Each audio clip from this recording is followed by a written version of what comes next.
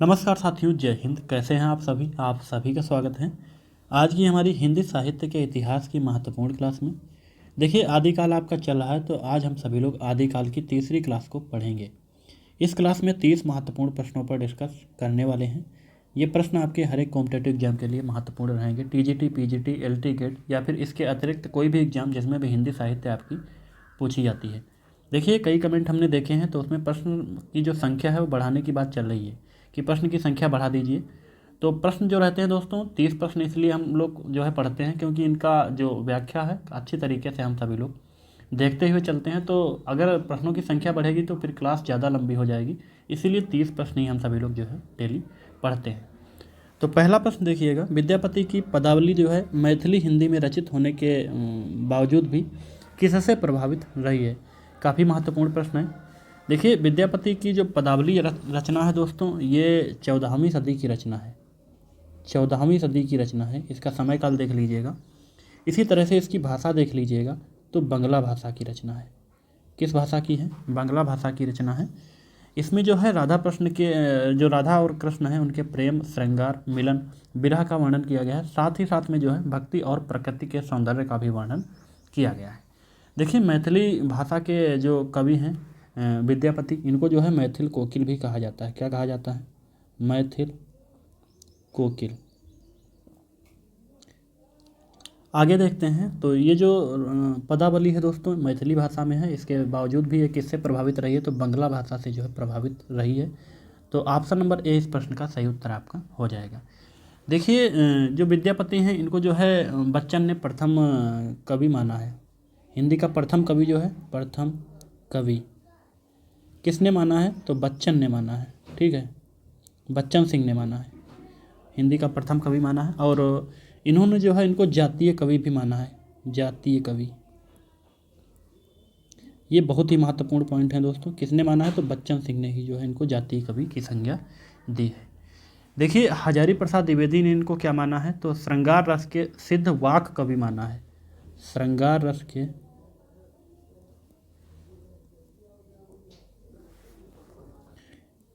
सिद्ध वाक कवि किसने माना है? तो हजारी प्रसाद द्विवेदी ने। ठीक है, हजारी प्रसाद द्विवेदी। ये सभी पॉइंट आपके बहुत ही महत्वपूर्ण पॉइंट हैं। चलिए आगे देखते हैं। अगला प्रश्न है, कुमारपाल प्रतिबोध किसकी रचना है? बताइए, कुमारपाल प्रतिबोध दोस्तों किसकी रचना है? बहुत ही महत्वपूर्ण रचना है, बताना है आपको। कुमारपाल प्रतिबोध किसकी रचना है? देखिए दोस्तों, ये जो रचना है सोमप्रभ सूरी की हो जाएगी। सोमप्रभ सूरी की हो जाएगी। बिल्कुल सही उत्तर आपका क्या हो जाएगा? Option number A, Somprabh Suri. देखिए, जैन कवि हैं ये। कौन से कवि हैं? तो जैन कवि हैं ये, और इन्हीं की रचना कुमारपाल प्रतिबोध है। 13वीं सदी की रचना है। किस सदी की है? तो 13वीं सदी की रचना है। 13वीं सदी की रचना है दोस्तों, बहुत ही महत्वपूर्ण। संवत यहाँ पर देखने को मिला है हमको, संवत 1241। इसका रचना वर्ष जो है संवत 1241 देखने को मिला है। देखिए, गद्य पद्य संस्कृत प्राकृत काव्य है। कैसा काव्य है? गद्य पद्य दोनों में है। ठीक है, गद्य पद्य, और भाषा इसकी कैसी है? संस्कृत और प्राकृत। तो ये कुछ इस तरह का जो है ये काव्य ग्रंथ है। और इसमें जो है जैन पंडित हेमचंद द्वारा जो है कुमारपाल को दिए गए उपदेशों की कथाओं का पूरा वर्णन किया गया है। ये दोस्तों गद्य और पद्य दोनों में है, मैंने बताया। तो बहुत ही महत्वपूर्ण है। अगला प्रश्न देखिए, अमीर खुसरो हिंदी साहित्य के किस काल से संबंधित कवि हैं? बताइए, अमीर खुसरो जो है हिंदी का साहित्य के किस काल से संबंधित कवि हैं? कुछ प्रश्न आपके सरल हैं और कुछ प्रश्न आपके अच्छे लेवल के प्रश्न भी देखने को मिलेंगे। पूछा गया है, अमीर खुसरो जो है हिंदी साहित्य के किस काल से संबंधित कवि हैं? बताना है आपको। प्रश्न नंबर 3, तो आदिकाल के कवि हैं दोस्तों ये। ऑप्शन नंबर सी सही उत्तर आपका हो जाएगा, आदिकाल। इनको अबुल हसन भी कहा जाता है, और खड़ी बोली हिंदी के आदि कवि हैं ये। खड़ी बोली हिंदी के आदि कवि, हिंदी के आदि कवि। ठीक है, महत्वपूर्ण चीज़ें हैं ये सभी आपकी। और डॉक्टर जो ईश्वरी प्रसाद हैं, इन्होंने जो है अमीर खुसरो को महाकवि की संज्ञा दी है। महाकवि की संज्ञा इनको किसने दी? महाकवि की संज्ञा किसने दी है? तो डॉक्टर ईश्वरी प्रसाद ने दी है, डॉक्टर ईश्वरी प्रसाद ने। ठीक है, जो महत्वपूर्ण चीज़ें हैं। और बहुत सारे लोग पीडीएफ मांगते हैं, तो पीडीएफ के लिए जो है नंबर आपको प्रोवाइड करा दिया गया है, तो उसी नंबर पे मैसेज करेंगे तो पीडीएफ आपको मिल जाएगी। देखिए, महत्वपूर्ण चीज़ें हैं जो कि मैंने नोट करा दी हैं, और इसमें जो है 100 ग्रंथ इनके देखने को मिलते हैं। अमीर खुसरो के कितने ग्रंथ मिलते हैं? तो 100 ग्रंथ जो है देखने को मिलते हैं। खालिक बारी, पहेलियाँ, मुकरियाँ, दो सूखने, गज़ल, ये सभी काफ़ी महत्वपूर्ण इनके जो हैं ग्रंथ माने जाते हैं। अगला प्रश्न देखिए, आदिकाल को चारण काल किस साहित्य इतिहास लेखक ने कहा? बताइए, आदिकाल को जो है चारण काल किसने कहा है? तो डॉक्टर राम कुमार वर्मा, सही उत्तर आपका हो जाएगा ऑप्शन नंबर सी। और जॉर्ज ग्रियर्सन ने भी जो है इसको चारण काल कहा है। ग्रियर्सन के अनुसार जो है चारण काल क्यों कहा गया है, समझ लीजिएगा। इन्होंने जो है इसका जो आदिकाल है, इसमें जो कवि थे दोस्तों, वो चारण के नाम से जाने जाते थे, क्योंकि ये जिस राजा के यहाँ रहते थे उन्हीं की जो प्रशंसा में जो है अपने ग्रंथों की रचना करते थे और बढ़ा चढ़ा कर जो है प्रशंसा करते थे, इसलिए जो है उनको चारण कहा जाता था। तो इस काल को जो है ग्रियर्सन के अनुसार चारण काल का नाम रखा गया है। बाकी डॉक्टर राम कुमार वर्मा ने जो है इसको चारण काल कहा है, और ग्रियर्सन ने भी इसको चारण काल कहा है। तो चारण काल क्यों कहा गया समझ चुके होंगे आप लोग। और डॉक्टर राम कुमार वर्मा ने इसको जो है संधि काल का भी नाम दिया है। ठीक है, चलिए आगे देखिएगा। अगला प्रश्न दोस्तों, सिद्धों और योगियों की रचनाओं के संबंध में यह कथन किसका है? बताइए, कथन किसका है? देखिए, कथन को पढ़ लेते हैं, कथन कौन सा है। तो उनकी रचनाओं का जो है जीवन की स्वाभाविक सारणियों, अनुभूतियों और दशाओं से कोई संबंध नहीं है, वे सांप्रदायिक शिक्षा मात्र हैं। बहुत ही महत्वपूर्ण है, बताइए। अतः शुद्ध साहित्य की कोटि में नहीं आ सकती, यानी कि शुद्ध साहित्य की कोटि में नहीं आ सकती हैं। तो सिद्ध साहित्य है, उसके बारे में जो है ये किसने कहा है? बताइए, तो किसने कहा है दोस्तों? सही उत्तर क्या हो जाएगा? देखिए प्रश्न नंबर 5 का, तो आचार्य रामचंद्र शुक्ल ने कहा है। ऑप्शन नंबर ए इस प्रश्न का सही उत्तर आपका हो जाएगा। इन्होंने अपने हिंदी साहित्य का इतिहास है 1929, हिंदी साहित्य का इतिहास, हिंदी साहित्य का इतिहास 1929 में जो है इसका जिक्र किया है। बहुत ही महत्वपूर्ण प्रश्न आपका है। ये प्रश्न आपके हर जगह देखने को नहीं मिलेंगे, बहुत ही महत्वपूर्ण सेलेक्टेड प्रश्न आपके हैं। अगला प्रश्न दोस्तों, संदेश रासक के लेखक कौन है? बताइए, संदेश रासक के लेखक जो हैं कौन है? सही उत्तर आपका हो जाएगा अब्दुल रहमान। देखिए, संदेश रासक के जो लेखक हैं वो अब्दुल रहमान हैं। ये जो है पहला धर्मेत्तर रास ग्रंथ माना जाता है, पहला धर्मेत्तर रास ग्रंथ है ये। इससे संबंधित महत्वपूर्ण बिंदु एक और है, देसी भाषा में लिखा गया मुस्लिम कवि द्वारा जो है ये पहला काव्य ग्रंथ भी माना जाता है। इसको नोट नहीं करेंगे आप सभी लोग, देख लीजिएगा। ये एक खंड काव्य है। कैसा है? खंड काव्य है दोस्तों। इसमें किस चीज़ का वर्णन किया गया है? तो विजयनगर की एक वियोगिनी है, वो अपने प्रवासी पति के लिए स्तंभनगर तीर्थ की ओर जाने वाले एक पथिक को संदेश भेजती है। तो इसी चीज़ का जो है पूरा विरह का वर्णन इसमें किया गया है। देखिए, 12 मासा जो परंपरा है उसके अनुसार जो है इसमें विरह कथा का वर्णन किया गया है। ये सभी चीज़ें महत्वपूर्ण हैं। अगला प्रश्न देखिए, अगला प्रश्न देखिएगा। पिउ चित्तौड़ नव आवियु सावण पहली तीज, जोवे बाट बिरहणी खिड़खिड़ आवे खीज, संदेशो पिण साहिबा पाछो फिरे अन्न देह, पंछी घाला पिंजरे छूटन देव संदेह। देखिए, उक्त पंक्तियाँ जो हैं किस रचना की हैं पूछा गया है। बताइए, किस रचना की हैं? तो जो पंक्तियाँ हैं इनके अर्थ को समझते हैं। तो पिउ चित्तौड़ न आवियु, यानी कि मेरे पिया चित्तौड़ नहीं आए, और सावन पहली खीज, यानी कि सावन की पहली तीज है, और जोवे बाट बिरहणी, तो बिरहणी जो है बाट देख रही है या फिर रास्ता देखती है, और खिणखिण अड़वे खीज, यानी कि क्षण क्षण में जो है खींचती है। संदेशो पिण साहिबा, यानी कि संदेशा जो पिया का है वो आया है, और पाछो फिरे देह, पर फिर से वापस जाने का डर है। पंछी घाला पिंजरे छूटल रो संदेश, पंछी पिंजरे में बंद है और छूटने की संभावना नहीं है। तो ये पंक्तियाँ जो हैं किस रचना की हैं बताना है आपको। तो ये जो रचना है दोस्तों खुमान रासो, इस रचना की ये पंक्तियाँ हैं। और खुमान रासो जो है ये दलपति विजय का है। किसका है? दलपति विजय। ठीक है, चलिए पद्मावत आप सभी लोग जानते होंगे, मलिक मोहम्मद जायसी, मलिक मोहम्मद जैसी।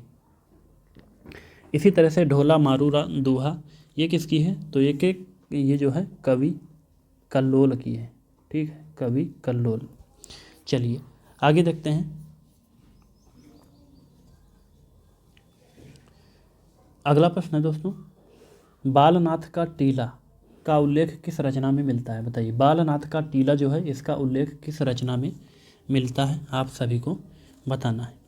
बालनाथ का टीला, देखिए इसका उल्लेख जो है पद्मावत में देखने को मिलता है। पद्मावत, बात करें दोस्तों पद्मावत में जो है ये एक महत्वपूर्ण स्थान देखने को मिला है। जहाँ ये स्थान कहाँ का है दोस्तों? जहाँ पर राजा रत्नसेन और रानी पद्मावती के दर्शन, जो रानी पद्मावती उनको दर्शन के लिए जो है प्रेरणा मिलती है और पद्मावती की सुंदरता के बारे में जो है राजा रत्नसेन को पता चलता है। ये जो टीला है दोस्तों पंजाब सिंध झेलम नदी के बीच में जो है नमक के पहाड़ों में स्थित है और इसका नाम जो है बालनाथ का टीला क्यों पड़ा है? क्योंकि वहीं पर जो है बालनाथ नामक एक योगी की गुफा भी है, इसलिए बालनाथ का टीला इसका जो है नाम पड़ा है और इसका उल्लेख जो है पद्मावत में देखने को मिलता है। तो ऑप्शन नंबर बी सही उत्तर आपका हो जाएगा। अगला प्रश्न देखिए, निम्न में से किस कवि को जो है रसायनी कहा जाता है? बताइए, रसायनी जो है किस कवि को कहा जाता है? तो देखिए नागार्जुन को कहा जाता है। क्यों कहा जाता है? इन्होंने जो है रसायन विज्ञान के क्षेत्र में महत्वपूर्ण योगदान दिया है। ये जो है कवि लेखक के अतिरिक्त रसायन शास्त्री के रूप में भी जाने जाते हैं और रसायन विज्ञान के विषय पर भी कई किताब इनकी जो है देखने को मिलती हैं। इसलिए हमेशा याद रखना नागार्जुन को ही जो है रसायनी कहा जाता है। अगला प्रश्न है दोस्तों, आचार्य रामचंद्र शुक्ल ने वीर गाथा काल या देश भाषा काव्य का उल्लेख अपने इतिहास ग्रंथ के किस प्रकरण में किया है? बताइए किस प्रकरण में किया है? प्रकरण 1, 2, 3 या फिर 4? सही उत्तर आपका हो जाएगा प्रकरण 3। देखिए आचार्य रामचंद्र शुक्ल ने वीर गाथा काल या फिर देश भाषा काव्य का उल्लेख जो है इतिहास ग्रंथ के प्रकरण 3 में किया है। देखिए प्रकरण 3 में जो है देश भाषा में लिखे गए प्रारंभिक काव्य का वर्णन है और जिसमें मधुकर कवि और श्रीधर हैं एक कवि, उन जैसे कवियों के जो रचनाएं हैं वो भी देखने को मिलती हैं प्रकरण नंबर 3 में। प्रकरण 1 की बात करें तो हिंदी साहित्य के आरंभिक स्वरूप और प्राकृत भाषा के अंतिम जो रूप है अपभ्रंश से हिंदी की शुरुआत के बारे में जो है ये चर्चा करते हैं प्रकरण 1 में। ठीक है, हिंदी साहित्य का अभाव और प्राकृत से अपभ्रंश और साहित्य और हिंदी की जो अवधारणा है, रचनाकार चयन है और रीति ग्रंथों का जो विरोध इन्होंने किया है, प्रकृति का जो वर्णन किया है, अलंकार और चमत्कार जो है वो सब आपको प्रकरण 1 के अंतर्गत देखने को मिलेगी। प्रकरण 2 की बात करें दोस्तों तो देखिएगा इसमें जो है अपभ्रंश काव्य के नाम से जो है अपभ्रंश साहित्य के जो कवि हैं और उनकी जो रचना है उसका उल्लेख इन्होंने प्रकरण 3 में किया है। प्रकरण 4 को देखिए तो रीतिकाल साहित्य का वर्णन इसमें जो है किया गया है। रीतिकाल साहित्य का वर्णन, ठीक है, रीतिकाल साहित्य का वर्णन इन्होंने किया है। अगला प्रश्न देखिए, बीसल देव रासों में किस शैली का प्रयोग हुआ है? बताइए, बीसल देव रासों में जो है किस शैली का प्रयोग हुआ है बताना है आपको। तो इसमें जो है गेय शैली का प्रयोग हुआ है। ऑप्शन नंबर सी सही उत्तर आपका हो जाएगा। गेय शैली, कैसी शैली? गेय शैली। अगला प्रश्न है, विद्यापति ने कुल कितने ग्रंथों की रचना की है? बताइए, विद्यापति ने जो है कुल कितने ग्रंथों की रचना की है? तो 16 ग्रंथ इनके हैं दोस्तों। देखिए 16 ग्रंथ इनके हैं। इनकी जो महत्वपूर्ण रचनाएं हैं कीर्ति लता है, कीर्ति पताका है, पदावली है। इसके अलावा जो है भू परिक्रमा है, शैव सर्वस्व सार है, दान वाक्यावली है और वर्ष कृत्य है। ये सभी इनके जो है ग्रंथ देखने को मिलते हैं। अगला प्रश्न देखिएगा,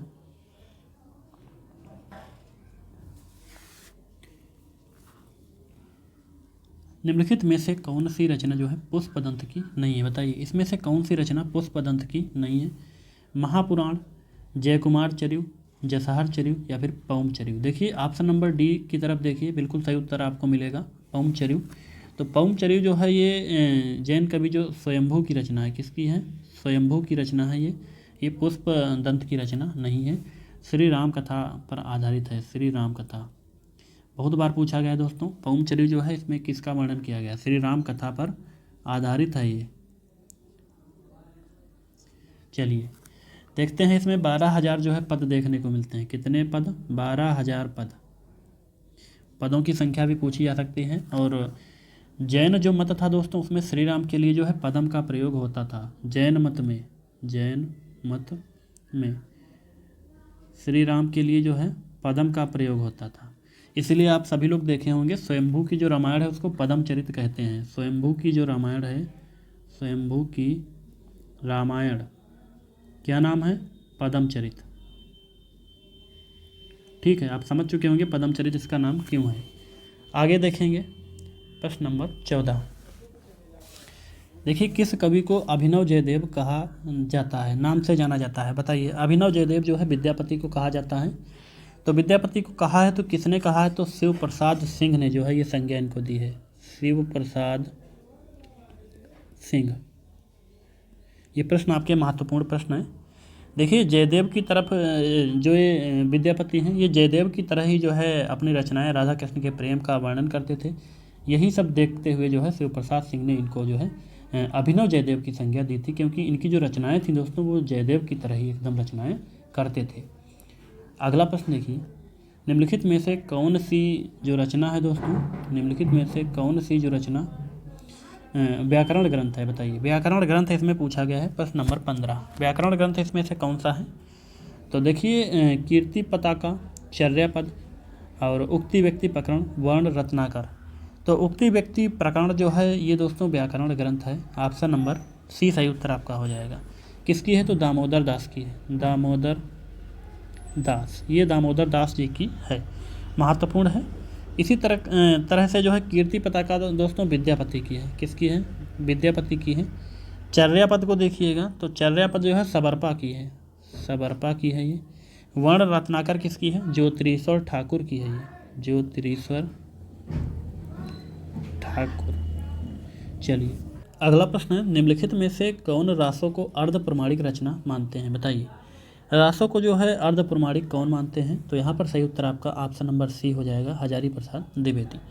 देखिए, हजारी प्रसाद द्विवेदी का मानना है कि रासों की जो रचना है वो सुख और सुखी समाज में लिखी हुई थी, इसलिए जिन सर्गों की जो शुरुआत है सुख सुखी से होती है उन्हें ही वो प्रमाणिक मानते हैं। बाकी जो रासों है इसको ये जो है अर्ध प्रमाणिक मानते हैं। तो ऑप्शन नंबर सी सही उत्तर आपका हो जाएगा। अगला प्रश्न दोस्तों, संदेश रासक किस प्रकार का काव्य है? बताइए। तो संदेश रासक जो है ये दोस्तों एक खंड काव्य है। तो ऑप्शन नंबर बी सही उत्तर आपका हो जाएगा। देखिए, ये खंड काव्य है, किसका है दोस्तों? तो यहाँ पर अब्दुल रहमान का है ये। इसकी भाषा अपभ्रंश भाषा है, अब्दुल रहमान का है। ठीक है, अपभ्रंश भाषा है इसकी। इसमें जो है 223 छंद देखने को मिलते हैं। कितने छंद हैं? तो 223 छंद देखने को मिलते हैं। अगला प्रश्न देखिए, अपभ्रंश के प्रभाव से मुक्त हिंदी की रचना कौन सी है? बताइए। अपभ्रंश के प्रभाव से मुक्त हिंदी की जो रचना है वो कौन सी है? तो यहाँ पर बीसल देव रासो हो जाएगा आपका, ऑप्शन नंबर सी। ठीक है, बीसल देव रासो। अगला प्रश्न देखिए, निम्न में से कौन जो है नाथ और सिद्ध दोनों में आते हैं? ये महत्वपूर्ण प्रश्न है, बताना है आपको। नाथ और सिद्ध दोनों में आते हैं, कौन है वो? सरहपाद तो आप सभी लोग जानते होंगे, तो सिद्ध हैं। इसी तरह से हम सभी लोग बात करें दोस्तों ऑप्शन नंबर सी की, मत्स्येंद्र नाथ, ये जो है नाथ और सिद्ध दोनों में आते हैं।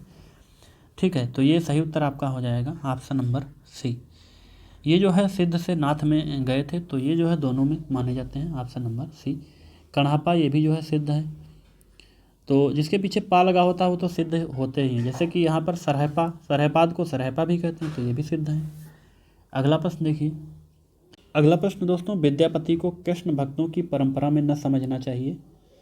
तो इनमें से ये कथन किसका है? विद्यापति को कृष्ण भक्तों की परंपरा में न समझना चाहिए, कथन बताइएगा किसका है? प्रश्न नंबर 20। तो ये भी रामचंद्र शुक्ल जी का कथन है, ऑप्शन नंबर बी सही उत्तर आपका हो जाएगा। देखिए, विद्यापति को जो है बच्चन सिंह ने जातीय कवि कहा था। जातीय कवि जो है विद्यापति को किसने कहा? जातीय कवि बच्चन सिंह ने कहा है, बच्चन सिंह। इसी तरह से बात करें दोस्तों, देखिए, हजारी प्रसाद द्विवेदी ने इनको श्रृंगार रस के सिद्धवाक कवि के नाम से भी जो है संज्ञा दी है। अगला प्रश्न दोस्तों, इस ग्रंथ में श्रृंगार रस की ही प्रधानता है, वीर रस का किंचित आभास मात्र है। रामचंद्र शुक्ल ने ये जो है किस ग्रंथ के संदर्भ में कहा है? तो कहा बीसल देव रासों के संदर्भ में, ऑप्शन नंबर बी सही उत्तर आपका हो जाएगा। देखिए, इन्होंने अपने इतिहास ग्रंथ 1929 के आदि काल के जो प्रकरण में जो है देश भाषा काव्य के अंतर्गत ये इन्होंने कहा है। प्रश्न दोस्तों, दान वाक्यावली के रचनाकार कौन है? बताइए, दान वाक्यावली के रचनाकार कौन है? सही उत्तर क्या हो जाएगा? तो ये विद्यापति की रचना है। ऑप्शन नंबर ए इस प्रश्न का सही उत्तर आपका हो जाएगा। ये एक संस्कृत ग्रंथ है। कैसा है दोस्तों? संस्कृत ग्रंथ है, ठीक है, संस्कृत ग्रंथ। देखिए, संस्कृत ग्रंथ में इनके भू परिक्रमा, पुरुष परीक्षा, गंगा वाक्यावली, लिखनावली और विभा सागर ये सभी आती हैं। मैथिली भाषा की इनकी एक रचना है पदावली। इसी तरह से अवहट्ठ भाषा की कीर्ति पताका ये सभी जो है रचनाएं हैं इनकी। अगला प्रश्न देखिए, राउरबेल के संबंध में कौन सा तथ्य सही नहीं है? बताइए, राउरबेल के संबंध में जो है कौन सा तथ्य सही नहीं है? ये प्रश्न आपका काफ़ी महत्वपूर्ण प्रश्न है और इससे संबंधित आपके 3 से 4 प्रश्न अभी जो है तैयार होंगे। देखिए कैसे। तो राउरबेल के संबंध में जो है कौन सा कथन सही नहीं है पूछा गया है। इसके रचयिता रोडा कवि हैं, तो ये बिल्कुल सही है दोस्तों, रोडा कवि की ही ये रचना है। किसकी है? तो रोडा कवि की रचना है और 10वीं सदी की रचना है। कब की है? तो 10वीं सदी की ये रचना है। सर्वप्रथम प्रकाशन इसका जो है डॉक्टर भयाणी ने जो है भारतीय विद्या जो पत्रिका एक है उसके माध्यम से इसका जो है प्रकाशन करवाया था। कब करवाया था? तो 10वीं सदी में, ठीक है। और ये मूलतः एक शिलांकित रचना है, तो बिल्कुल सही है दोस्तों, ये एक शिलांकित रचना है जो कि शिलाओं पर लिखी है दोस्तों। और वो शिलाएं अब जो है मुंबई के प्रिंस ऑफ वेल्थ जो संग्रहालय है वहाँ पर जो है रखी हैं। संग्रहालय कौन सा है? ये मुंबई का है, प्रिंस ऑफ वेल्स संग्रहालय एक है, वहाँ पर जो है अभी भी रखी हैं ये। और ये जो है गद्य पद्य मिश्रित चंपू काव्य है, तो ये दोस्तों सही है, ये भी सही है, ये गद्य पद्य दोनों में लिखी गई हैं, ठीक है। चलिए देखिए, इसमें राहुल नामक जो नायक का शौर्य वर्णन किया गया है। तो राहुल जो है दोस्तों नायक नहीं, ये नायिका हैं। ये क्या है? नायिका हैं, ठीक है। तो ये ऑप्शन आपका गलत हो जाएगा, यानी कि इस प्रश्न का सही उत्तर आपका ऑप्शन नंबर डी हो जाएगा। देखिए, इसमें नखशिक सौंदर्य का वर्णन मिलता है। नखशिक ये भी काफ़ी महत्वपूर्ण पॉइंट है। नखशिक सौंदर्य का वर्णन किस सौंदर्य का पूछा गया है काफ़ी बार। नखशिक सौंदर्य का वर्णन हुआ है, ठीक है। किसके ऊपर हुआ है? तो नायिका जो हैं जिनका नाम है राहुल, ठीक है। इसके अतिरिक्त 7 और नायिका हैं, 7 नायिका, ठीक है, ये मुख्य हैं, 7 नायिका हैं, उनके ऊपर भी जो है नखशिक सौंदर्य का वर्णन इसी में जो है देखने को मिलता है। किसमें? राउरबेल में। तो ये महत्वपूर्ण है, ठीक है। चलिए आगे देखिएगा, कलचुरी राजवंश की 7 नायिकाओं के नखशिक वर्णन से संबंधित ग्रंथ है। देखिए, मैंने अभी पढ़ाया था, तो अगला ही प्रश्न आ गया है। तो इसी तरह से प्रश्न आपके पूछे जाते हैं। तो क्या हो जाएगा? राउरबेल हो जाएगा, बिल्कुल सही उत्तर आपका ऑप्शन नंबर बी। इसके बारे में देखिएगा, ये एक शिलांकित कृत जो वो है कृत है, ठीक है ना, शिलाओं पर लिखा गया है और चंपू काव्य है। कैसा है? तो चंपू काव्य है। चंपू यानी कि गद्य पद्य दोनों में रचना होती है, तो चंपू होता है। उक्ति व्यक्ति प्रकरण की बात करें तो दोस्तों दामोदर शर्मा का है, ये दामोदर शर्मा का है ये, ठीक है, ये दामोदर शर्मा का है। देखिए, हिंदी व्याकरण का पहला ग्रंथ उक्ति व्यक्ति प्रकरण जो है माना जाता है। हिंदी व्याकरण का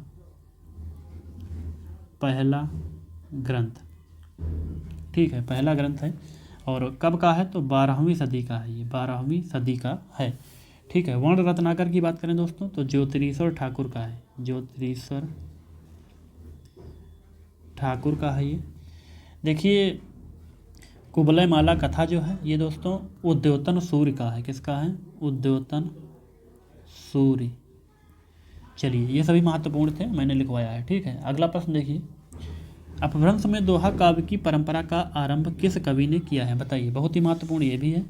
तो अपभ्रंश में जो है दोहा काव्य की परंपरा का आरंभ किसने किया है? तो जो इंदु ने किया है दोस्तों, जो इंदु ने किया है, यानी ऑप्शन नंबर बी। तो परमात्म प्रकाश योग सागर, ठीक है। देखिए, इनकी रचना है एक परमात्म, लिख लीजिएगा, परमात्म प्रकाश योग सागर, महत्वपूर्ण है इसलिए मैंने लिखवाया है, ठीक है, योग सागर। देखिए, हेमचंद की बात करें दोस्तों तो हेमचंद जो है प्रसिद्ध जैन आचार्य माने जाते हैं और प्रकृति का पाणिनि भी इनको कहा जाता है। प्राकृत, ठीक है ना, सॉरी, प्रकृत नहीं, प्राकृत का पाणिनि इनको जो है कहा गया है, चलिए, इनकी एक रचना है शब्दानुशासन, बहुत ही महत्वपूर्ण है शब्दानुशासन। ठीक है, आगे देखते हैं। तो धनपाल की बात करें तो दोस्तों, धनपाल को जो है मुंज ने सरस्वती की उपाधि दी थी। इनको जो है सरस्वती की उपाधि दी थी। सरस्वती किसने दी थी? तो मुंज ने दी थी। ये महत्वपूर्ण है। चलिए आगे देखते हैं अगला प्रश्न। प्रश्न नंबर 26, काम भाव और शरीर का सौंदर्य उनके यहाँ उत्सव रूप में है। विद्यापति के संदर्भ में ये कथन किसने कहा? विद्यापति के संदर्भ में जो है ये कथन कहा गया है, तो किसने कहा है? प्रश्न नंबर 26, तो डॉक्टर रामस्वरूप चतुर्वेदी जी ने कहा है। देखिए, हिंदी साहित्य और संवेदना का विकास, इनका एक इतिहास ग्रंथ है, 1986 का है ये। क्या है? इसको भी देख लीजिएगा। हिंदी साहित्य और संवेदना का विकास। ठीक है, हिंदी साहित्य और संवेदना का विकास, ये 1986 का है। पूछा जा सकता है, मैंने लिखवा दिया है, बहुत ही महत्वपूर्ण है। अगला प्रश्न देखिए, निर्भय भीम व्यायोग के लेखक कौन है? बताइए, निर्भय भीम व्यायोग के लेखक कौन है? प्रश्न नंबर 27, तो रामचंद्र सूरी हो जाएगा। Ramchandra Suri, option number D. देखिए, रामचंद्र सूरी जो है ये एक रूपक ग्रंथ है। कैसा है? रूपक ग्रंथ है, जिसमें भीम द्वारा जो है वनवास में जो बकासुर है उसको मारने की कथा का वर्णन किया गया है। इनकी अन्य रचनाओं की बात करें तो बनमाला नाटिका है, और मल्लिका मकरंद है प्रकरण है जो कि, और पद्म विलास नाटक है, और रघुविलास नाटक है। ये सभी जो है इनके रूपक ग्रंथ काफ़ी महत्वपूर्ण देखने को मिलते हैं। किसके? तो रामचंद्र सूरी के। देखिए, इनके गुरु का नाम हेमचंद था। इनके गुरु का नाम क्या था? हेमचंद था। इनसे महत्वपूर्ण संबंधित चीज़ें हैं, लिख लीजिएगा।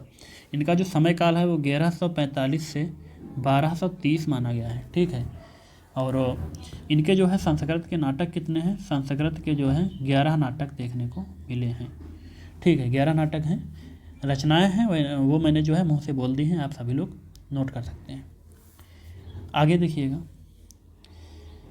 निम्नलिखित में से कौन सा जो है सिद्ध परंपरा की योगिनी का नहीं बल्कि योगी है? बताइए, सिद्ध परंपरा का इसमें से कौन सा जो है योगिनी नहीं बल्कि योगी है, पूछा गया है।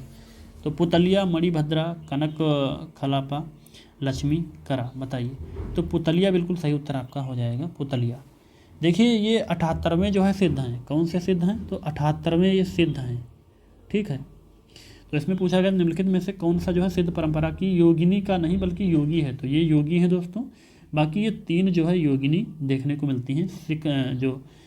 सिख साहित्य है या फिर सिख परंपरा है, उसमें 3 जो है महिला जो साध्वी हैं वो जो है देखने को मिलती हैं, तो उनका नाम यहाँ पर देख सकते हैं। ठीक है, चलिए देखिए ये 3 योगिनी हैं। इनसे संबंधित प्रश्न आपके पूछे गए हैं कि 4 महिलाओं के नाम दे दिए जाएंगे कि इसमें से कौन सी जो है एक सिद्ध परंपरा की योगिनी है। तो इस तरह के तीनों को आप लोग देख लीजिएगा, बहुत ही महत्वपूर्ण है। और सिद्ध जो साहित्य है उसका समय जो है 8वीं से 13वीं सदी माना गया है। 8वीं से 13वीं सदी इसका जो है समय माना गया है। ठीक है, चलिए आगे देखिए, सरहप्पा जो है सिद्धों में सबसे पुराने माने गए हैं। पूछा जाए सिद्धों में सबसे पुराने कौन है, तो सरहप्पा जो है माने गए हैं। अगला प्रश्न देखिए, हिंदवी शब्द का सर्वप्रथम प्रयोग किस इतिहासकार ने किया? तो यहाँ पर अबू सईद हो जाएगा, अबू सईद। ठीक है, अबू सईद हो जाएगा। अमीर खुसरो ने जो है हिंदी के लिए हिंदवी जो शब्द है उसका भी उल्लेख अमीर खुसरो ने भी किया था। 13वीं सदी में जो है पहेलियाँ और मुकरियाँ इनकी एक रचना है, उसमें जो है इन्होंने किया था। बाकी इतिहासकार पूछा गया तो अबू सईद बिल्कुल सही उत्तर आपका ऑप्शन नंबर सी हो जाएगा। अगला प्रश्न देखिएगा, विद्यापति ने अपना कौन सा ग्रंथ जो है मैथिली भाषा में लिखा? ये बहुत ही सरल प्रश्न है। सरल मैंने इसलिए ये लिया है, ये प्रश्न आप लोगों के लिए है। कमेंट बॉक्स में इसका उत्तर बताएंगे, देखते हैं कितने लोगों का सही उत्तर आता है। तो ये प्रश्न आपके लिए है। ठीक है, तो आज की क्लास जो है ये यहीं पर समाप्त करते हैं। मिलते हैं नई क्लास में, तब तक के लिए जय हिंद, जय भारत। उम्मीद करता हूँ प्रश्न आपको अच्छे लगे होंगे, और ऐसे ही आदिकाल के जो प्रश्न आपके हैं एक से एक अच्छे से अच्छे प्रश्न आपको क्लास के माध्यम से देखने को मिलेंगे। तो जो कि अभी क्लास आपकी जारी है आदिकाल की ही, तो कल भी आदिकाल की क्लास आपकी आएगी।